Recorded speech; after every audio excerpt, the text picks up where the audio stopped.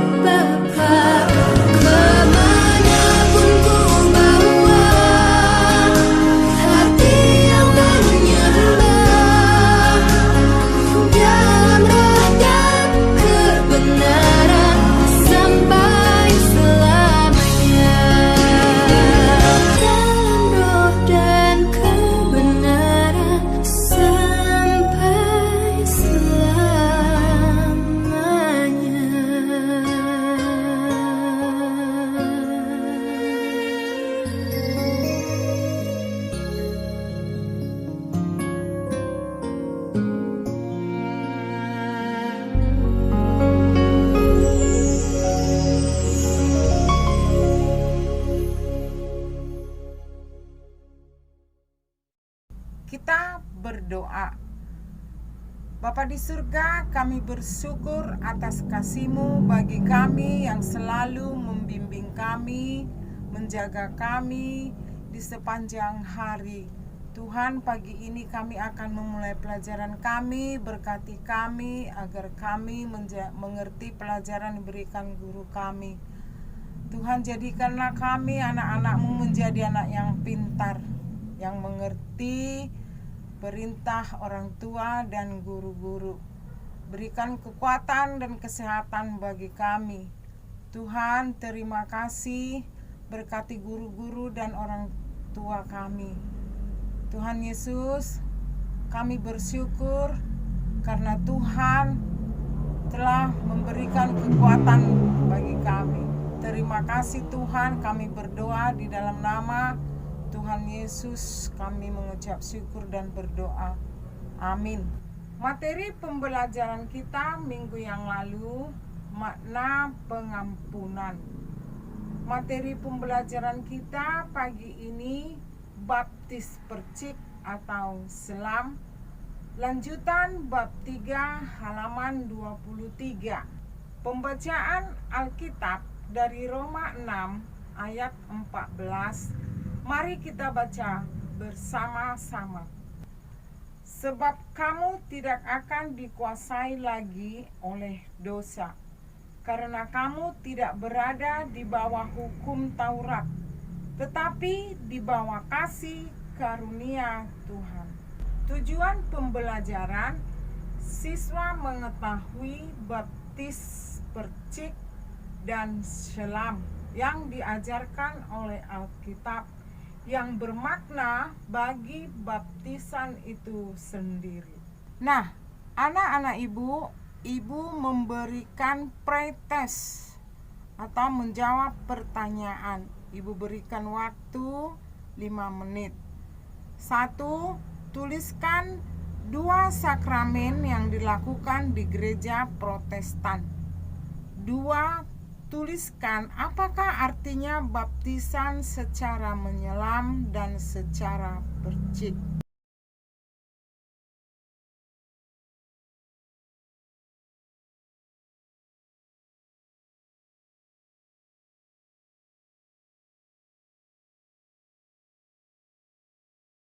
Nah, ibu memberikan waktu 5 menit membaca buku halaman 23 mengenai baptisan percik atau selam.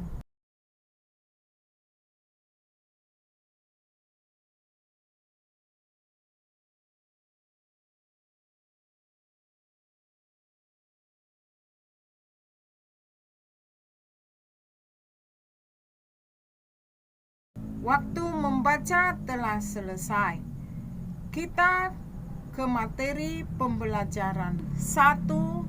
Baptis percik atau selam. 2. Baptisan kudus. 3. Arti baptisan air. Pada pelajaran yang lalu, kamu telah belajar arti baptisan. Baptisan sebagai tanda pertobatan. Nah, sekarang bagian pertama uraiannya. Baptisan percik atau selam. Bagi adat istiadat Yahudi, membasuh tubuh dengan air sebagai pembasuh dan membersihkan diri. Nah, baptisan percik hanya dipercik di atas kepala oleh pendeta. Baptisan percik ini untuk balita-balita atau bayi 5 tahun ke bawah. Sedangkan baptisan selam adalah sebagai tanda penyelamatan. Nah, anak-anak ibu, baptisan secara menyelamkan dan secara percikan memiliki makna yang sama, walaupun caranya berbeda, namun mempunyai arti, yaitu lambang keampunan dosa. Baptisan membersihkan dosa-dosa kita dan merupakan proses mengikut Tuhan Yesus. Baptisan percik ini dilakukan oleh gereja-gereja beraliran Lutheran atau yang disebut gereja Protestan. Nah, sakramen yang dilakukan di gereja Protestan itu ada dua. Satu, sakramen baptisan kudus. Dua, sakramen perjamuan kudus. Nah, baptisan kudus adalah tanda pertobatan, menyesali segala perbuatan yang salah dan kembali ke jalan yang benar. Pertobatan harus dapat diwujudkan dengan sikap dan perbuatan. Pertobatan dibuktikan dengan kasih, rajin ke gereja, mendengarkan firman Tuhan, membaca firman Tuhan. Contoh Alkitab, seorang nabi yang bertobat. Yunus 3 ayat 4 sampai 6 kita baca bersama. Mulailah Yunus masuk ke dalam kota itu sendiri perjalanan jauhnya, lalu berseru, 40 hari lagi maka Niniwe akan ditunggang balikkan. Orang Niniwe percaya kepada Allah, lalu mereka mengumumkan puasa, dan mereka, baik orang dewasa maupun anak-anak, mengenakan kain kabung. Setelah sampai kabar itu kepada raja kota Niniwe, turunlah ia dari singgasananya. Ditanggalkannya jubahnya, diselubungkannya kain kabung, lalu duduklah ia di abu. Dalam pembacaan tadi, perlu kita ketahui bahwa orang Niniwe membuktikan pertobatannya dengan memakai kain kabung, abu di kepala, tanda penyesalan akan dosa-dosa mereka. Pertobatan adalah anugerah Allah. Nah, anak-anak ibu, pertobatan menurut Kisah Rasul 2 ayat 38, 41, 42 kita baca bersama, demikian firman Tuhan. Jawab Petrus kepada mereka, bertobatlah dan hendaklah kamu masing-masing memberi dirimu dibaptis dalam nama Yesus Kristus untuk pengampunan dosamu, maka kamu akan menerima karunia Roh Kudus. Orang-orang yang menerima perkataannya itu memberi diri mereka dibaptis, dan pada hari itu jumlah mereka bertambah kira-kira 3.000 orang. Mereka bertekun dalam pengajaran rasul-rasul dan dalam persekutuan, dan mereka selalu berkumpul untuk memecahkan roti dan berdoa. Jadi, perkataan bertobatlah artinya berbalik dan menjadi pelaku firman Tuhan dalam hidupnya. 3. Arti baptisan air. Dalam Perjanjian Baru, baptisan pertama dilakukan Yohanes Pembaptis di Sungai Yordan dan sebagai tanda pertobatan. Tetapi Yesus dibaptis bukanlah tanda pertobatan, sebab Yesus suci. Yesus dibaptis seturut katanya sendiri. Kita lihat Matius 3 ayat 11. Firman Tuhan mengatakan, Aku membaptis kamu dengan air sebagai tanda pertobatan, tetapi Ia yang datang kemudian daripadaku lebih berkuasa daripadaku, dan aku tidak layak melepaskan kasutnya. Itulah perkataan Yesus kepada Yohanes. Nah, Yesus menyatakan bahwa Yesus dibaptis dengan Roh Kudus. Ketika Yesus dibaptis, langit terbuka. Roh Allah turun seperti burung merpati, mengatakan di dalam kitab Matius 3 ayat 17b. Mari kita baca bersama. Lalu terdengarlah suara dari sorga yang mengatakan, inilah anakku yang kukasihi, kepadanyalah aku berkenan. Inilah anakku, perkataan Allah kepada umatnya.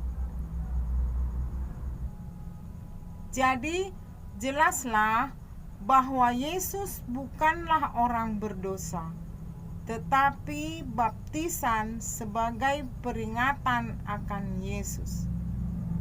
Baptisan air adalah meninggalkan hidup lama dan memulai hidup yang baru. Nah, anak-anak ibu, sampailah kita kepada kesimpulan. Baptisan merupakan tanda seseorang menjadi bagian dari persekutuan orang percaya yang telah bertobat dan menjadi hidup baru di dalam anugerah Yesus Kristus. Dibaptis pada masa kanak-kanak berdasarkan pengakuan dan iman orang tuanya. Anak ibu, sekarang ibu akan memberikan tugas atau postes. 1. Jelaskan pengertian baptisan kudus. 2. Jelaskan apakah yang terjadi ketika Tuhan Yesus dibaptis. Kata penutup, belajarlah di rumah dan baca buku halaman 25 bab 4, hakikat dosa. Kita berdoa. Terima kasih Tuhan, kami telah selesai belajar. Berkati kami Tuhan, ajari kami Tuhan, agar kami mengerti mengenai baptisan yang diberikan oleh guru kami. Tuhan Yesus, berkati kami di setiap langkah kami, ajari kami berbicara dengan baik kepada sesama manusia. Terima kasih Tuhan, di dalam nama Tuhan Yesus kami berdoa dan bersyukur. Amin. Sampai di sini pelajaran kita. Sampai jumpa minggu depan. Tuhan memberkati.